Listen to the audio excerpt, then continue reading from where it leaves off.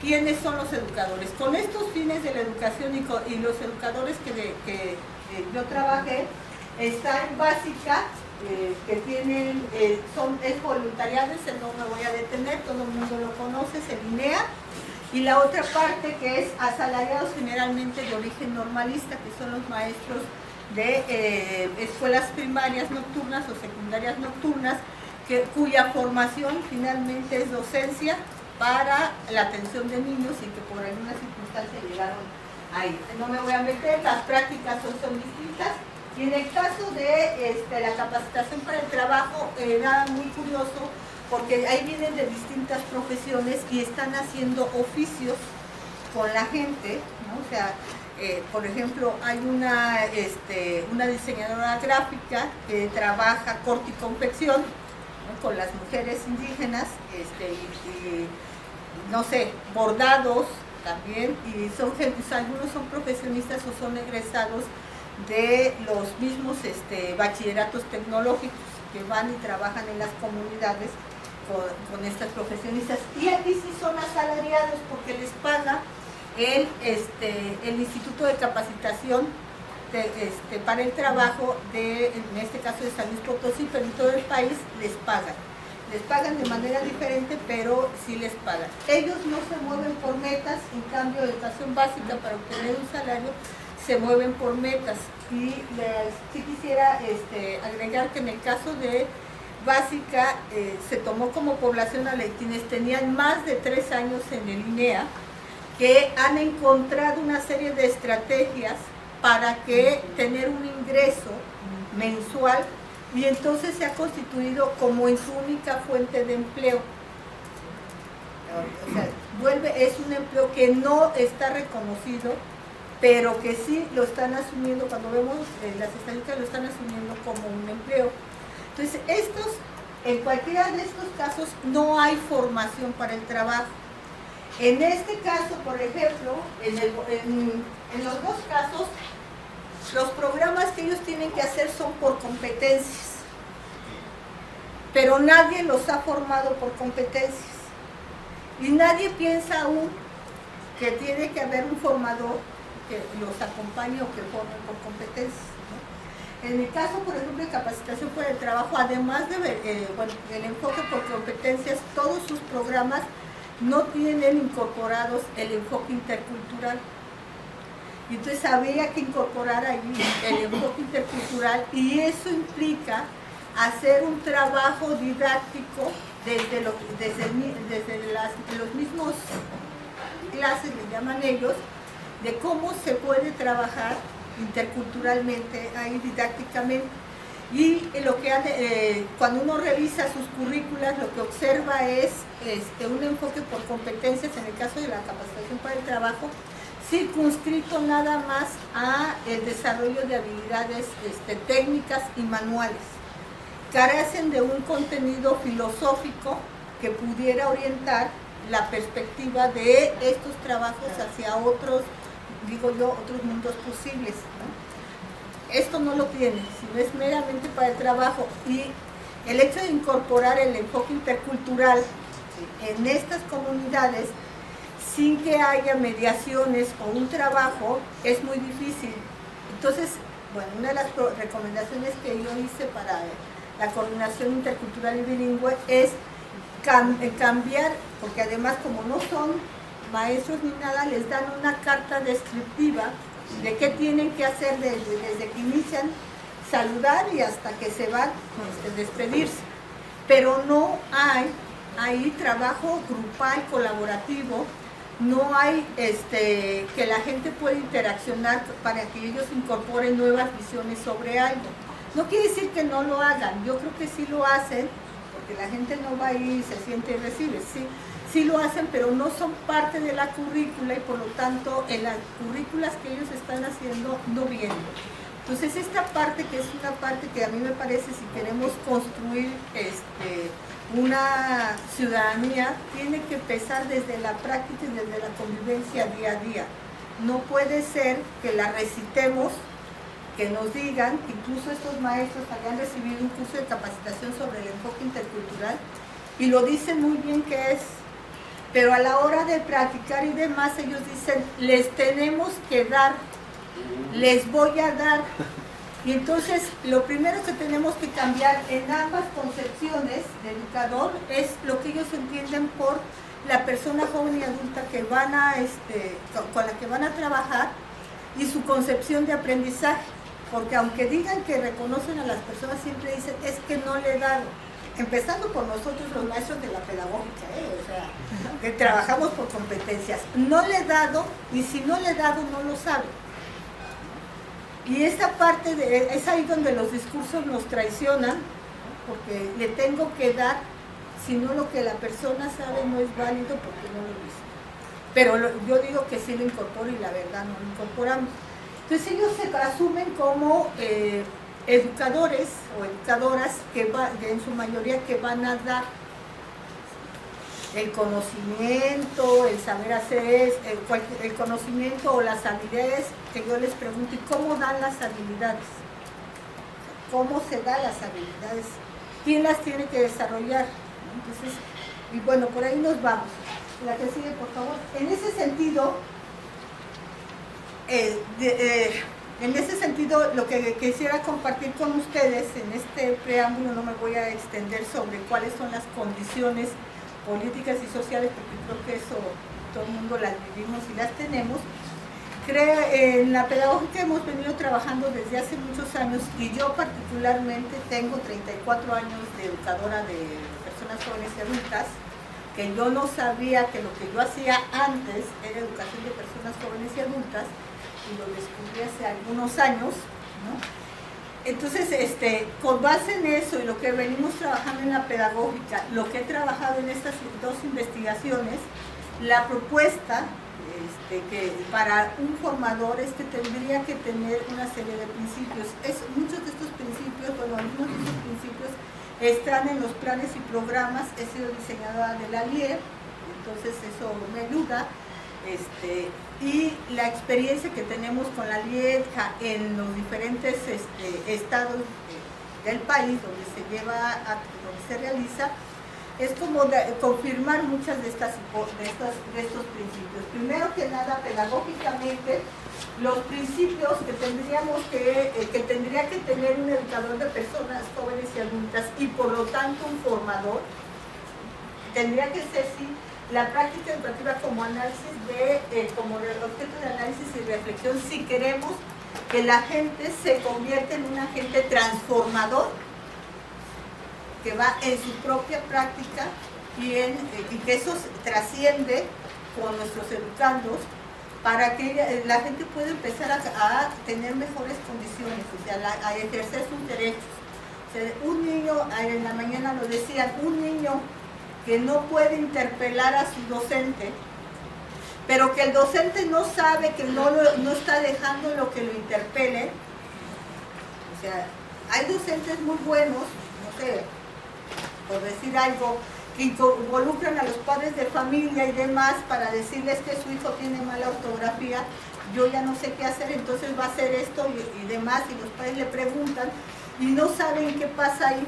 Si ese docente no reflexiona su práctica y observa que el primero que está inhibiendo la adquisición de la lectura y la escritura es él, o que el docente cuando anima la participación de los niños, pero tiene un niño que se tarda en hablar y que él no le termina de construir las oraciones, por ejemplo, no sé, una opinión y él se la termina de construir, ese docente no se está dando cuenta que está inhibiendo la capacidad de habla y de escucha del niño. Que los docentes escriben y les dicen escriban y los niños escriben, pero luego a la hora de ponerlos a trabajar, de revisar sus textos, les corrigen la ortografía, ¿sí? Y las tienen que hacer 10 veces, pues un niño termina escribiendo un renglón porque ya con eso tiene, ¿no? Esas pequeñas cosas son las que uno tiene que pensar y tiene que empezar a reflexionar de una manera distinta. Y no es que el maestro sea malo, por eso mi insistencia de la formación tiene que empezar por esas cosas pequeñitas de la cotidianidad, que es lo que van a hacer. O sea, si el maestro le da tiempo al niño de construir toda su oración y demás, le está permitiendo y está enseñando a los demás niños a tolerar los diferentes ritmos, a respetar su opinión. Él está dando confianza al niño y ustedes pueden decir, pero ¿qué pasa ahí? Si el maestro no reflexiona su práctica, no la puede transformar y ver esas cosas tan pequeñitas que lo que hacen es inhibir a un ciudadano. O sea, ya lo empieza a coartar desde la escuela. El otro es la interculturalidad, donde la diversidad y la heterogeneidad son fuentes de enriquecimiento personal y colectivo, que tienen que ver con las relaciones que construimos y que tenemos que ser, si estamos hablando de inclusión, y de hecho aquí hay toda una discusión, si hablo de interculturalidad, tendría que estar hablando de derechos humanos y del enfoque de género.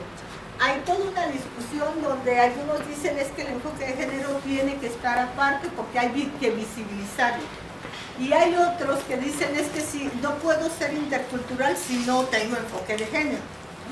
Entonces, bueno, yo digo que con fines, digamos, de análisis y de trabajo, de concientización con la gente, tendríamos que estar trabajándolos de manera diferente. O sea, un educador de personas jóvenes y adultas tendría que estar manejando eso como principio de su práctica y no como principios de orden discursivo. Entonces, de hecho, en varios programas no los ponemos como el tema de interculturalidad, el tema de derechos humanos, sino tienen que salir en la misma cotidianidad, porque si no, sí tenemos mucha gente, que ustedes lo decían, algunos decían, es que hay gente que los conoce, y entonces, bueno, no es suficiente conocerlos, sino vivirlos, experimentarlos y ejercerlos. ¿Y eso cómo se hace? ¿Cómo desde el aula podemos hacer que un niño ejerza su derecho a ser escuchado y opinar? Y que tenga respeto. O sea, ¿cómo le hacemos? Si la voz del maestro es la que sabe. En ese sentido, estas son unas ideas, por eso hice ahí apuntes con la idea de construir el formador, cuál sería el perfil del formador del formador de educadores de personas jóvenes y adultas en la EDJA. Creo que son por lo menos en dos ámbitos. En el ámbito pedagógico, donde, y esto sale justamente de las dos investigaciones, en esa parte de la gente se siente, ellos dicen, necesito estrategias de motivación, necesito que la gente eleve su autoestima. ¿Cómo le hago para que la gente sepa que sí puede hacer cosas? Y una de las cosas que creo que empieza mucho es cómo comunico expectativas positivas. Y eso va para el educador de personas jóvenes y adultas como para el docente. O sea, el docente, si desde que llega y ve a un niño sucio, dice, este día es un burro, y el niño fue un burro, Entonces, por eso anotar expectativas positivas para mí es como muy importante, porque es lo que yo estoy diciéndole a la gente con mi cuerpo, con mi voz, con las palabras que yo les digo, estoy comunicando expectativas positivas, de tal manera que puede motivar, los motiva, fortalece su autonomía socioafectiva y colaboración de trabajo en equipo. Porque además los educadores de personas jóvenes y adultas, en los perfiles también vienen de condiciones muy, muy bajas.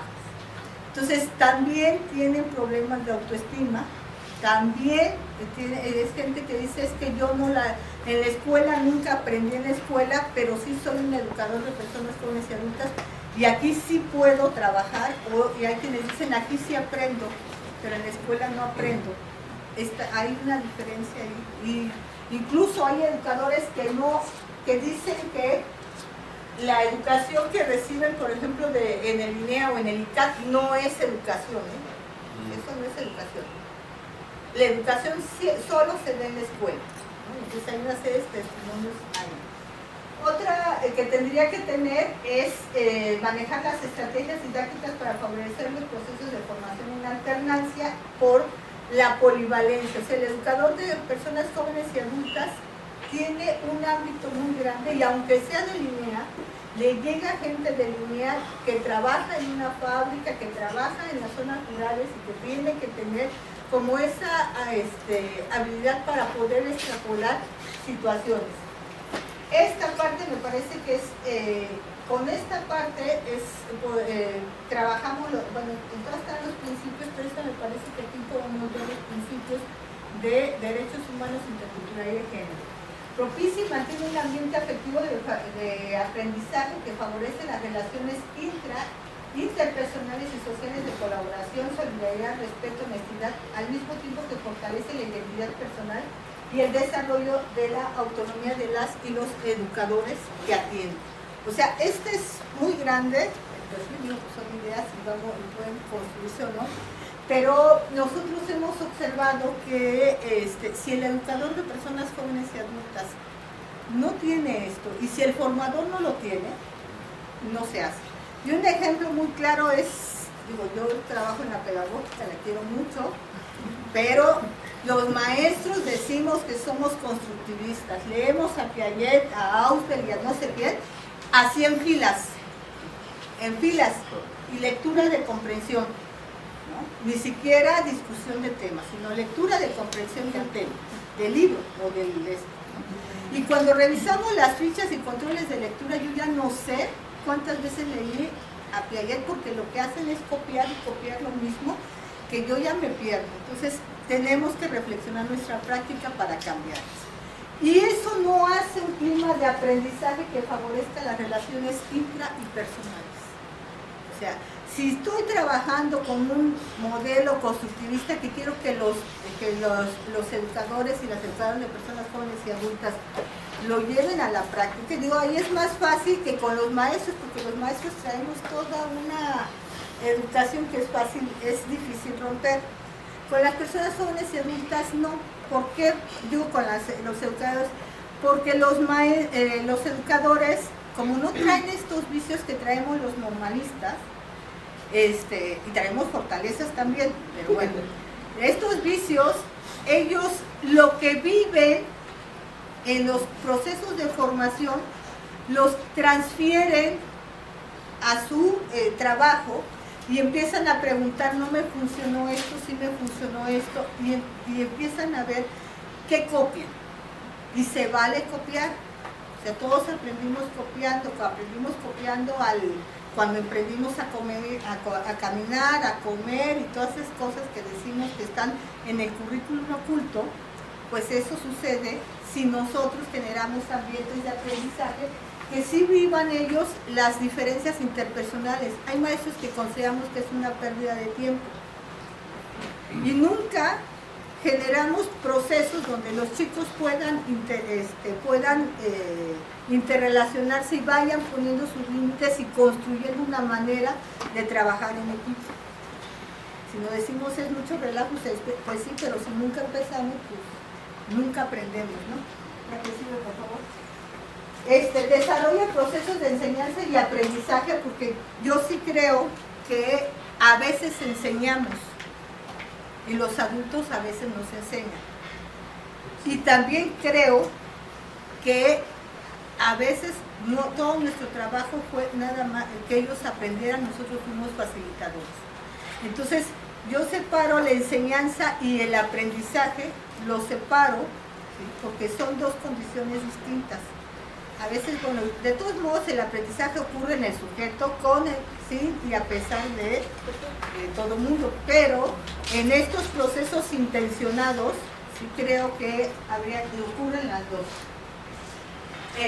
Desarrolla procesos para el desarrollo social a partir del trabajo colaborativo y desde una perspectiva sociocultural que responde a la diversidad de los sujetos y grupos con los que intervienen, considerando su origen étnico, sexo, preferencia sexual, edad, capacidades y condiciones particulares. Es muy grande este perfil que ya lo podemos vivir y sí se puede operar, o sea, sí lo podemos operar, porque además una condición que tiene que tener el educador y el formador de educadores de personas jóvenes y adultas es la capacidad de hacer diagnósticos, y eso lo ha demostrado la licenciatura en intervención educativa de ELSA, que dicen los chicos, yo sé hacer diagnósticos, yo sé hacer proyectos, Y eso ha sido una fortaleza porque ha hecho que, por lo menos en el país, sus proyectos puedan ser viables, en algunos lados comprados y operados. Entonces, porque se considera la particularidad de los contextos en los que se trabaja. Facilita con una actitud mediadora los procesos educativos de personas jóvenes y adultas para el desarrollo social de los grupos y comunidades que intervienen. Pensando que el educador de personas jóvenes y adultas no se dedica a la educación básica exclusivamente, aun cuando nada más tenga los libros de línea, se dedica también a atender problemáticas de la gente que le llega y tiene que hacer intervención en crisis a veces. ¿Cómo lo hacen? La verdad no sé, yo quiero hacer una investigación de eso, porque nos hemos ceñido mucho a lo que el INEA no hace como institución, pero hay educadores que están ahí en las trincheras y que la gente lo sigue. Hay educadores que tienen hasta 10 años en el INEA, ¿sí?, en la investigación que yo hice, y tienen población. ¿Qué explica que sigan teniendo población? Es porque tiene esas otras cosas que no vemos. Y una de las cosas que tiene, que en las entrevistas se refleja, es que díganme cómo, por ejemplo, cuando les preguntan, les pregunté qué necesitas para, en tu formación o en qué cursos de formación necesitas, ellos decían, necesito que me digan cómo puedo atender cuando me llegan chicas violadas. Y ellos lo atienden. ¿Cómo puedo atender que la señora se divorció, ¿sí?, y necesita que le diga qué hace en ese momento para obtener dinero? O sea, esas cosas tienen que ver, no es todo, pero sí es parte de lo que tendría que estar incluido, lo que está incluido en el desarrollo social. Pedagógicamente nos hemos ido por una línea pedagógica, pero no hemos atendido los contextos a veces donde están y que desarrollan proyectos. Por ejemplo, tenemos no voy a decir la unidad, pero es una unidad que atendió en una especialización que hicimos, está atendiendo maestros de telesecundaria. Nosotros dijimos que no podía atender maestros de telesecundaria. Cuando platico con nuestros maestros, no están, sí hacen el currículum de telesecundaria, pero están más metidos haciendo desarrollo social en sus comunidades con diferentes proyectos ambientales, productivos y demás. Y encima la especialización que hicimos les sirve, ¿sí?, para obtener puntitos y te mejorar su salario, pero ellos siguen haciendo esto. Entonces, el educador que necesitamos no es un educador que solo se circunscriba a la parte pedagógica de trabajo, porque no se da, además no se da. En la práctica la gente llega con otras necesidades que además son apremiantes y que el educador aprende a organizar y resolver.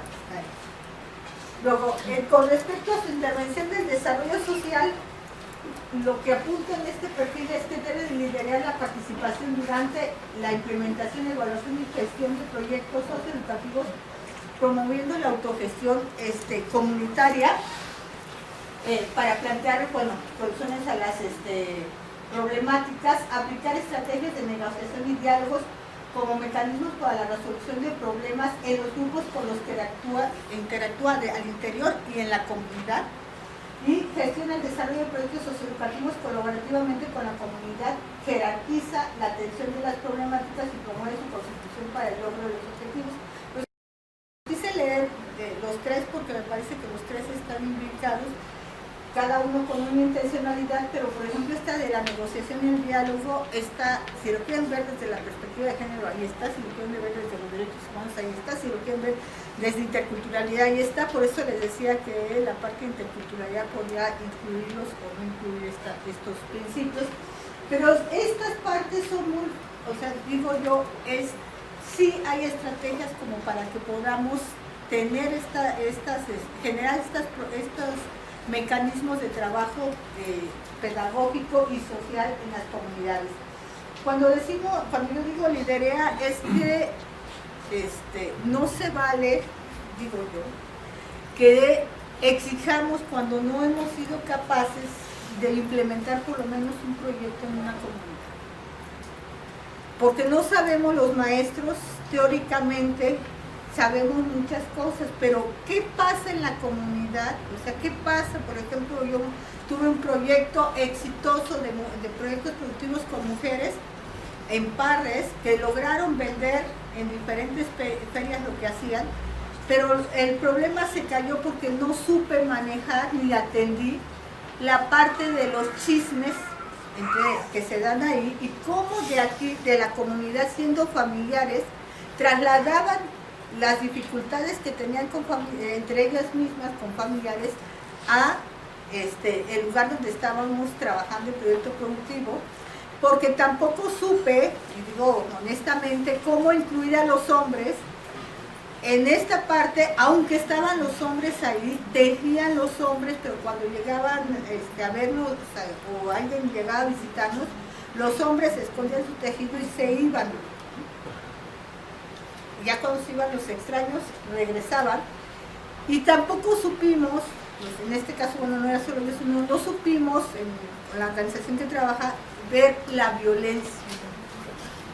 Entonces, estas cosas están ahí. Entonces, eso no es solo el proyecto que yo llevo a la comunidad, sino cómo se tejen estas cosas que pueden incidir en su éxito y consolidación, o en que ahí se queda. Bueno, a esto me parece importante. O sea, creo que el formador de educadores de personas jóvenes y adultas tiene que manejar el marco jurídico internacional en materia de derechos humanos y en el ámbito político y económico. ¿Por qué no los otros marcos? Porque generalmente los manejamos y son más asequibles, pero esto, la verdad, es que la mayoría de los educadores, empezando por nosotros como maestros de la pedagógica, no los conocemos. Algunos sí, otros no. Y bueno, a mí me parece que algo, y esto sale de la experiencia con la LIECA, es que nosotros como educadores todavía no hemos, salvo en 2 unidades del país, no hemos sabido aprovechar los programas públicos, federales y estatales para que el educador de personas jóvenes y adultas pueda promover el desarrollo social. Todavía estamos ajenos ahí, no lo hemos sabido hacer. Bueno, hay 2, 3 entidades que sí lo han incorporado como parte de sus currículas y como parte del trabajo, pero no lo hemos hecho. Y la de construir las redes, que no hay, bueno, está la red EDCA, vamos construyendo redes, pero no hemos podido avanzar más allá, porque también el educador de personas jóvenes y adultas no se concibe como educador. Es técnico, es promotor, es facilitador, es lo que quiera, pero no es educador. Entonces, en esta parte, justo tenemos una compañera que dijo: yo llegué aquí, pero yo no sabía que empezando por mí, que lo que hacía yo era educación de personas jóvenes y adultas, y yo era educador. O sea, entonces, en esta perspectiva tenemos que empezar a trabajar, ¿no? Y bueno, pues creo que eso es todo. Creo que eso es todo. Entonces, bueno, pues ojalá sirva para